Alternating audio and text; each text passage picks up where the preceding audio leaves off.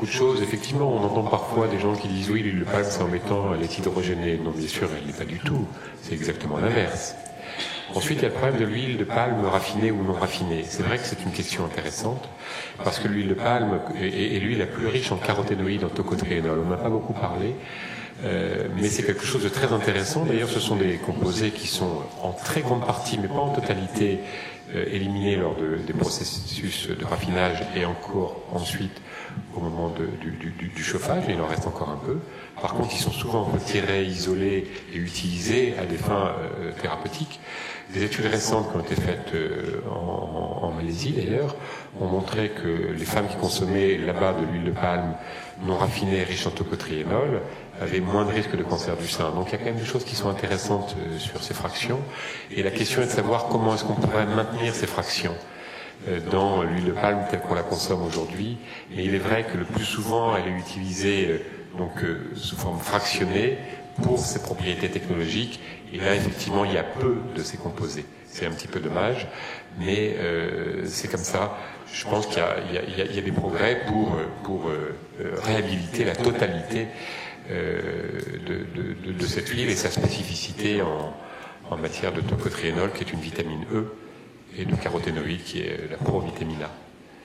Et d'ailleurs, c'est pour ça que les pays consommateurs qui consomment de l'huile brute ont moins de déficit en vitamine A, et c'est utilisé de façon classique depuis toujours, l'huile de palme rouge, pour lutter contre ces déficits. Donc c'est une huile qui a des propriétés, et on n'est pas étonné, bien sûr, qu'elle en ait.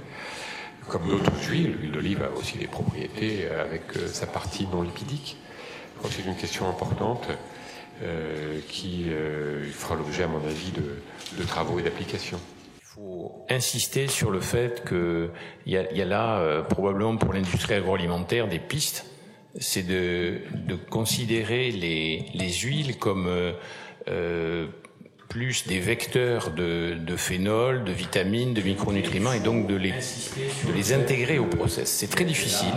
J'en ai discuté avec les personnes qui sont chargées de ces process, etc. C'est très difficile, mais c'est un vrai sujet, parce que, comme vous le disiez, pour l'huile d'olive, les phénols de l'huile d'olive, quand vous prenez de l'huile d'olive non filtrée, vous avez plus de 80% de la quantité de vitamine E, par exemple, ou de phénol qu'il y a dans l'huile d'olive filtrée. Et ces phénols sont probablement très très intéressants, notamment dans ce que nous avons décrit, c'est-à-dire le syndrome métabolique.